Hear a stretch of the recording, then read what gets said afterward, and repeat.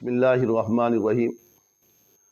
محترم ناظرین، نبی پاک صلی اللہ علیہ وآلہ وسلم استراحت فرمانا چاہتے،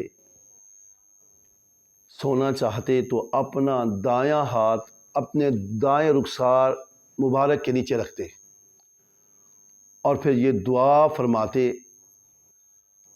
اللہم قنی عذابک یوم تبعث عبادک۔ اے اللہ، مجھے اس دن کے اپنے عذاب سے بچانا جس دن تو اپنے بندوں کو اٹھائے گا۔